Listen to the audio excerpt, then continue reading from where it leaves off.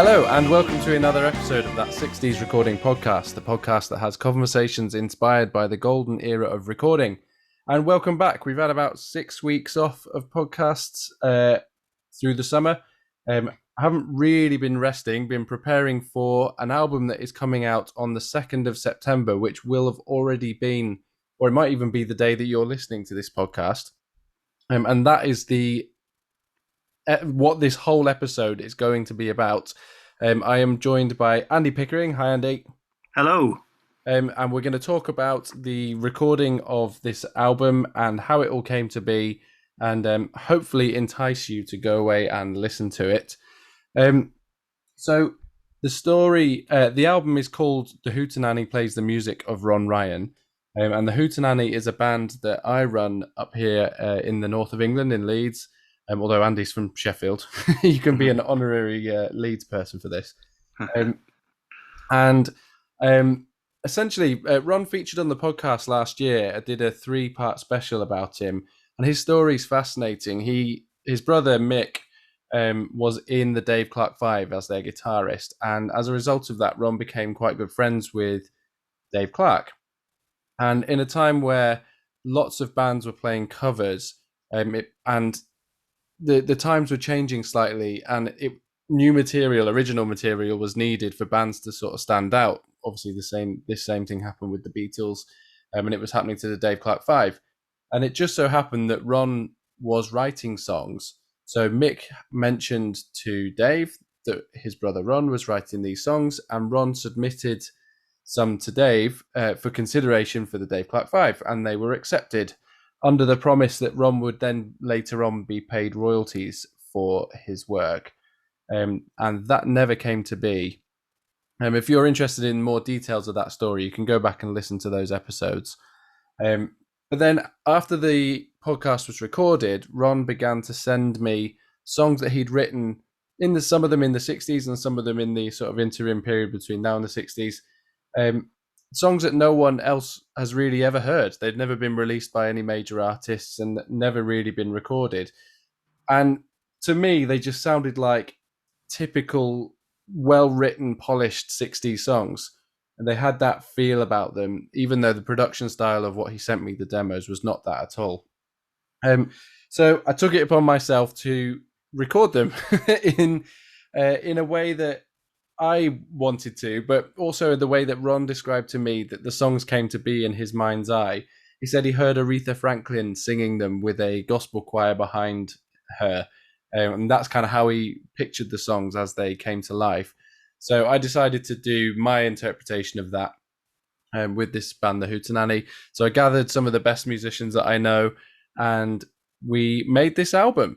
So I'm here with Andy to talk about the making of this album. So if essentially we should start at the beginning. So the process of it was quite loose, I would suggest, to say the least. Yeah. Yeah. I mean, I like to. I suppose in a sort of producer sense of the word, I quite like.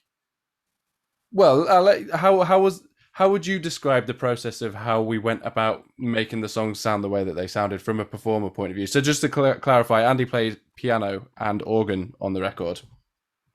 Yes. Well, actually, I'd heard the original podcast with Ron before I'd even met you, I think. And then I did a session at your studio for my own music.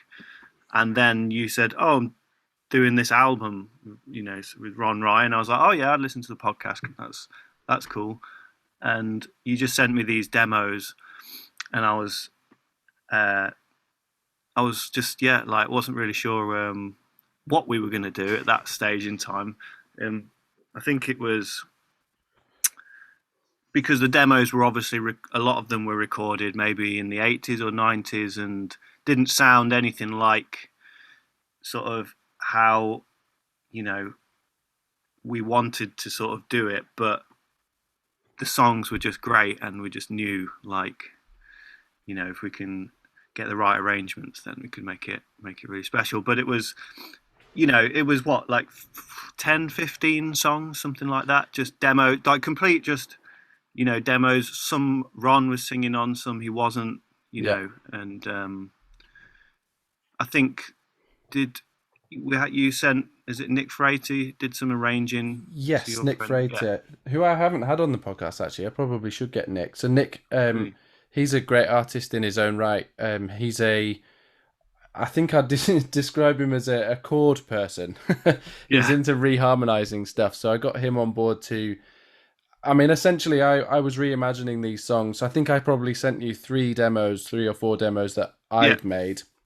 And then just because I've got busy, Oh, decided, that's right. Yeah. So sorry, I forgot to mention that you had actually done some demos already going down the road of where we were going. So that yeah. that was obviously like a big help in learning the songs.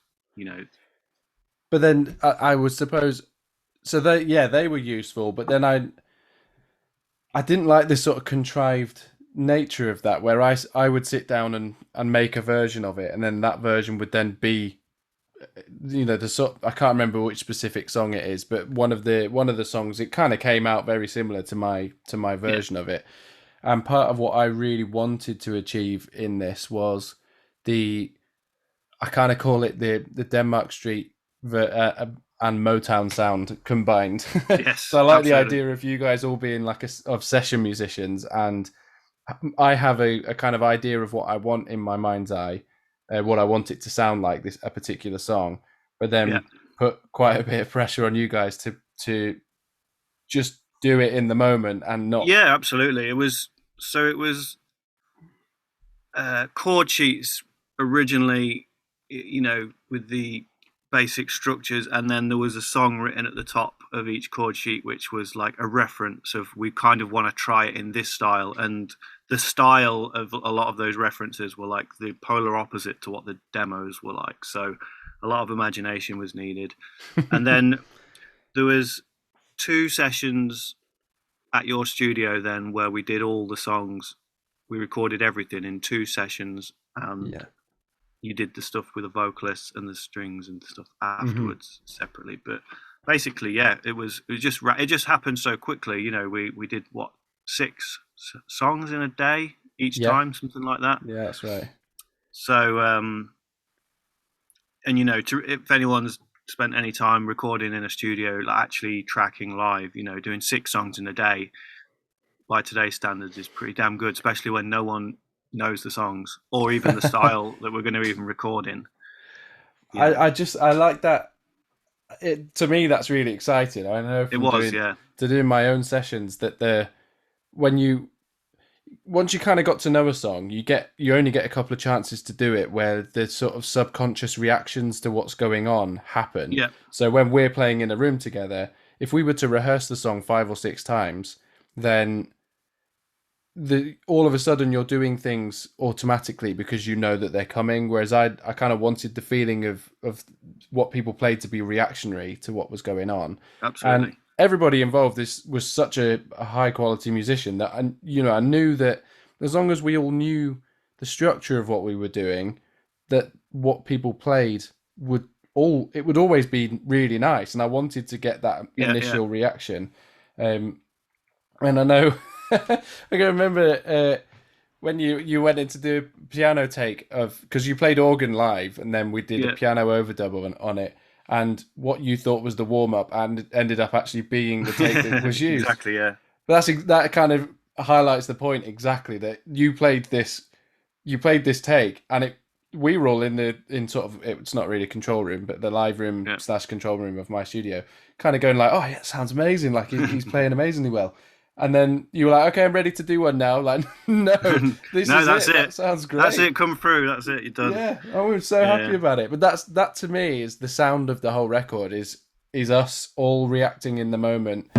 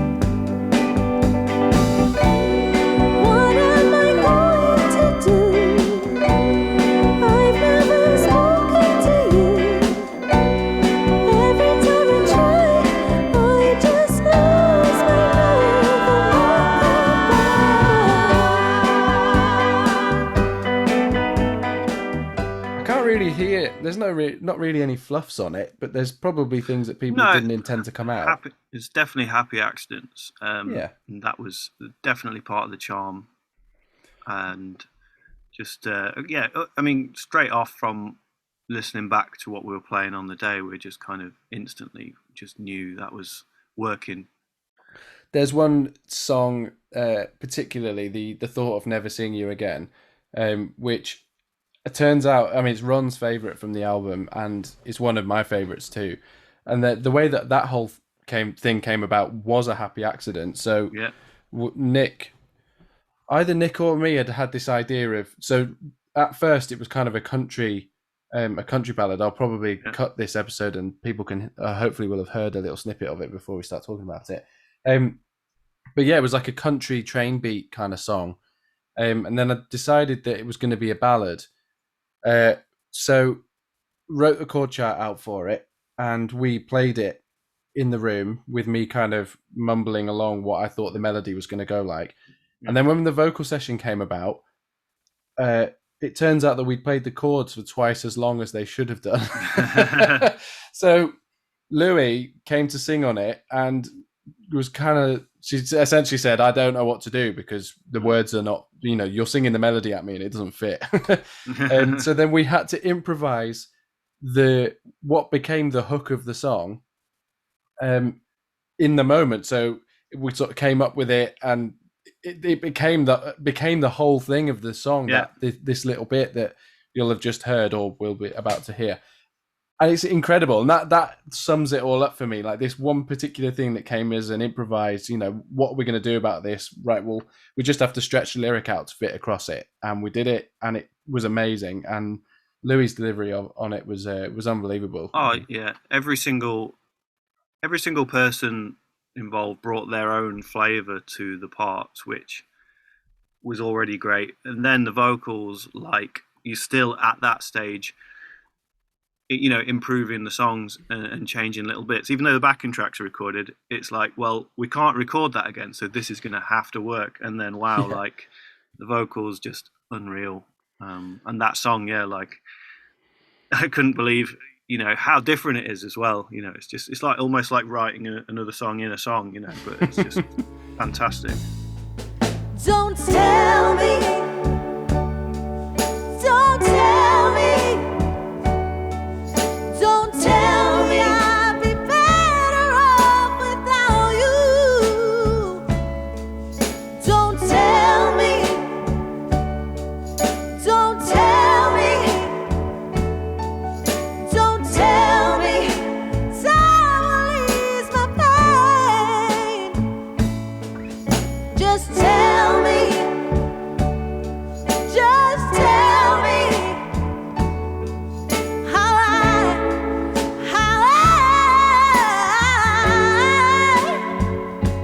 can't go on living with the thought of never seeing you. Once we'd done all the sessions, the plan for mixing was that I had this little Alice desk that I bought from the son of Bobby Graham, who has also he's died, but we have a podcast featured about him. He played drums on a lot of the Dave Clark 5 hits. In fact, I think nearly all of them. Him and I don't know if Clem Catini played on any, but between him and Clem, I think that they did all of it. Dave Clark certainly didn't.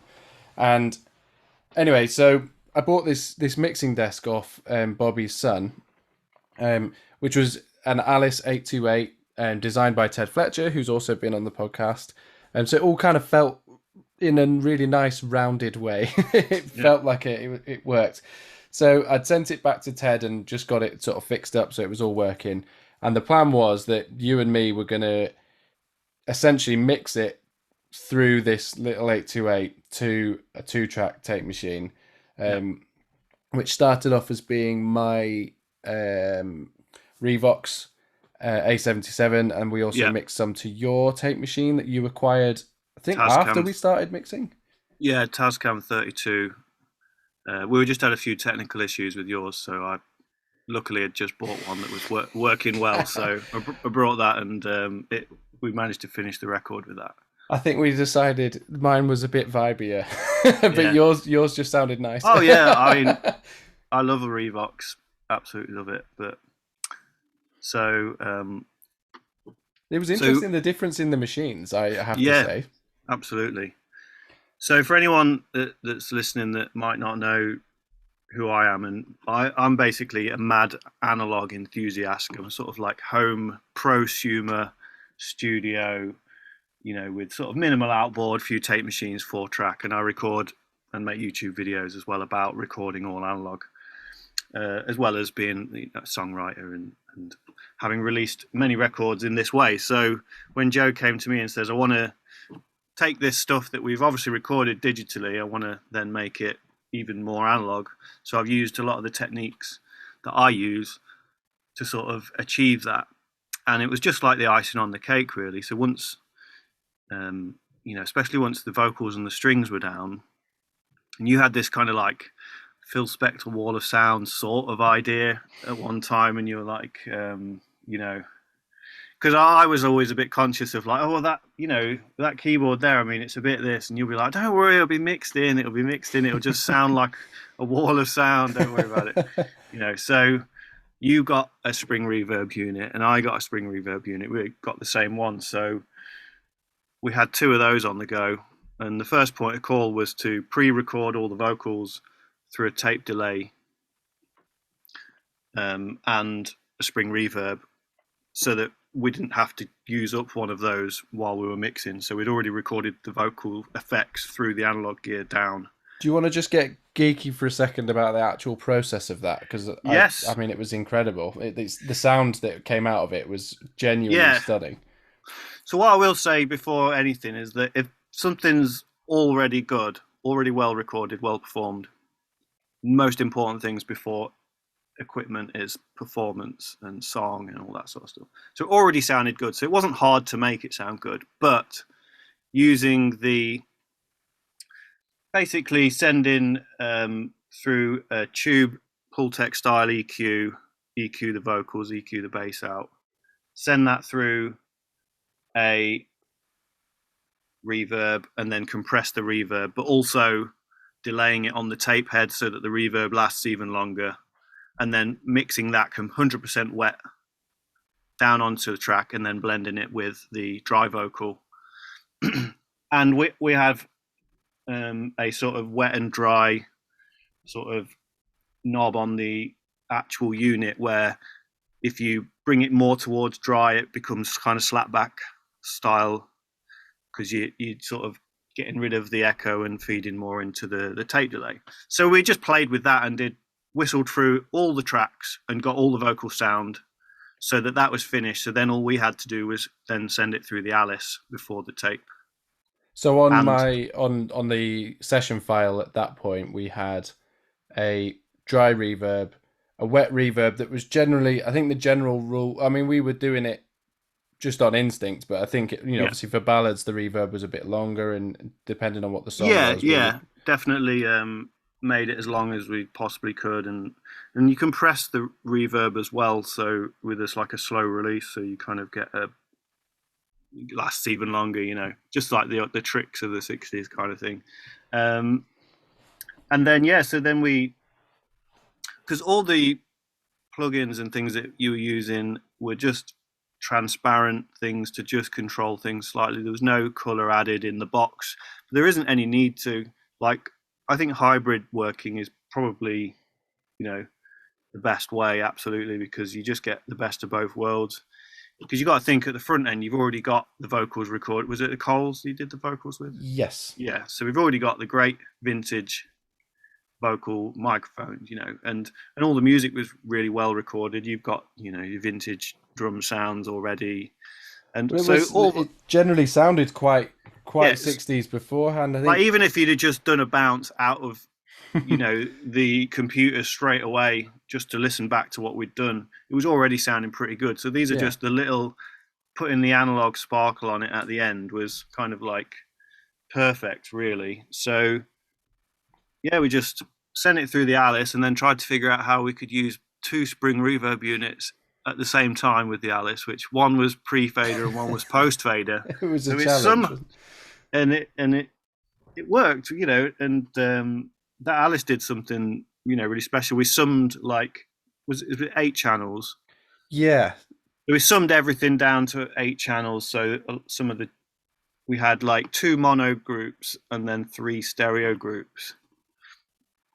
that's and right. yeah, and then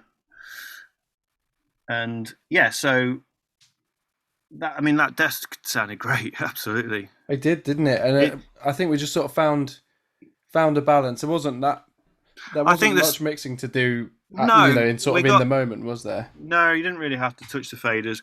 It was I just think there's a lot to be said about analog summing, the way that an analog console will add the sounds together to, it is different to how a computer adds the sounds together, and you can definitely hear it really. Just for this kind of music, it just worked great. And then coming out onto a tape, 1/4-inch tape. Some of it was recorded on the Revox. Then we had some technical issues, and then we did a revision with my Tascam 32 for any of the bits where we had a few dropouts and things, and then it went off to mastering. I think the challenge, well, the challenge for me was, at one stage I was really keen to do it to my little Tascam 4-track. 4-track, yeah. Yeah, that was the initial idea, because I was so keen to just do it. I mean, that would have still sounded good. It wouldn't have been as good in terms of hi-fi-ness, I guess. But like I say, because everything already sounds good, it's still going to sound good. It would have sounded a lot more lo-fi. It would have sounded a lot more, yeah. It's finding that balance between it being practical for us to record it, but then also as live and sort of analog to an extent as we possibly can make it. So not banging loads of plugins on it, and making the recording in as high quality as possible. Yeah. Then summing it to the desk and to the tape. We'd got not only we'd got the good amount of spring reverb running in real time on the mix, and stereo as well. But you'd got your room mics and things sounding good. We'd got a hallway mic, I think. So we already got all those real sounds. Everything was real. There's no. I think what I liked about it is the fact that there was no artificial effects plugins running, even though there's nothing wrong with using them. It's just everything post-production really was just done analog. So. There's a light that shines, and it shines for you and me, with a flame so bright, even the blind can see. It will guide you home through the darkest night if you follow the light. And if you, It was important for me to capture that sort of Motown idea of it being. I mean, essentially, my studio is a flat, so I kind of thought this is going to be like Hitsville, like the Motown house. If they can make a house work, I can make a flat work. The live room is the living room of the flat, and I thought, if we're all playing together, we took a DI from the bass, for example, but there was a bass amp in the room that we didn't mic up, that was providing spill. So we were all, and your organ was mic'd through a little amplifier, but don't think we took a direct in from your organ at all. It was all through the amp. Just really keen to get as much spill, which is why I think there was not any need for a huge amount of mixing on the faders, because we were all quite attentive to sort of dynamics whilst we were playing. All that stuff at the front end is the most important thing. Before you've even spoken about a preamp or a microphone or a compressor or anything, it's what you're actually playing and the person playing comes way before even the sound of what you're playing. It's so all that stuff was right, and that's why, as the process goes down the line, yeah, you start doing these fancy analog techniques and things, but you know, all the hard work's already done. It's that all that stuff at the end is just going to improve it. It's just going to make so. And then, of course, took it to Ben Pike, who's rare tone mastering. He's also been on the podcast. It was proper little podcast family family recording this. Ben's got an insanely good analog setup with his mastering. And I mean, if you go and check that episode out if you want to hear more about Ben. And he was the only place I could picture sending it to. And I just hearing those first masters back at his place, genuinely felt a little emotional sat there listening back to it, just thinking what we'd achieved, and like listening to, I think we were listening to Thought Never Seeing You Again, and just imagining, Louis' vocal delivery is incredible, and I'm thinking about Ron's story and all of it. I was so proud of what we'd achieved, and to have finally put Ron's songs in a sort of genre that they would have been back in the 60s. I wanted it to sound like it was recorded in the 60s, and I really hope that we've achieved that, and I'm really hoping that Ron, I know Ron has heard it and really loves it, and I just want him to be proud of those songs. And I think that hearing them back at Ben's place really just sort of summed that up for me. It was absolutely, they're amazing. So yeah, that kind of, I think that's essentially the way we do it. I mean, I have to say, I've got another album. I mean, this will be the first of many, hopefully. We've certainly got another couple of ideas of things I want to do, and I don't think there's much that we would do differently if we were to do it next time. No, it definitely works. It was the slight sort of issue with the reverb, and one being pre and post fade on the sort of stereo sense. Sort of just seemed to work itself out for some reason. It did. I still can't figure out how it worked, honestly. Well, that was the only slight thing that was a bit like, I'm not sure about this. But then the sort of process of recording in the room together and everything all worked really well. It would be, I think we learned the lesson that I certainly learned was that you need to do a couple of passes of a mix. Once you've fixed it, you need to do a couple of passes through the tape machine, because especially with my machine, you're certainly going to get dropouts, and you could cut the dropouts between the different takes. That we ended up doing certainly one extra mix session because of dropouts, essentially, didn't we? So I think that was the one lesson that I would take from the whole process. But otherwise, I think the process works really well, and I'm excited to make more music this way. Yeah, unbelievable. And then that satisfying thing that after all this journey, all the story, everything that's involved, everyone that's involved, and then you've got a vinyl in your hand, which is like the dream of anyone. Well, that was absolutely. I mean, I thought in my mind's eye when we set out on this, I thought this would be the ultimate goal, is obviously to have a 12-inch vinyl, and then I didn't know how that was going to happen. I just knew we needed to make something really good, and then I would deal with that part of it later on. And unfortunately, another podcast person, Joe Kane, is signed to a label called Think Like a Key, and I sent him the mixes, and he really liked them, so said he'd forward them on to Roger, the label head, and Roger's based over in Miami, but I think he's from over Liverpool way originally. He said he absolutely loved them, and we thought Ron's story was really interesting, and he'd be really happy to put it out. So that's exactly what's happening. So it's out on September 2nd, which hopefully is the day that this podcast is going to be released. And you can, if you visit my Instagram, which is All You Need Is Drums, there's a link to the pre-order or the order at this time. Also the Hootenanny Bandcamp. If you just visit my Instagram, I'll put loads of stuff about it on there, and also I'll add a link to the Bandcamp order on the shop of my website, allyouneedisdrums.com. Or you can visit Think Like a Key Music, which I'm just gonna double check that website. It's thinklikeakey.com. And you can order on there. Whether you're in the US, the UK, wherever you are in the world, we have worldwide distribution, so it can be ordered at a reasonable price wherever you are, and that's on 12-inch vinyl and CD, and also download. I think we've covered everything. Yeah, fantastic. I can't think of anything more to add, but yes, thank you so much for listening.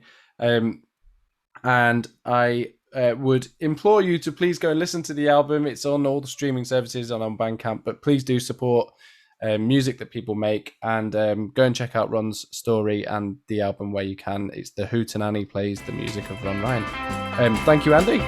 Thank you.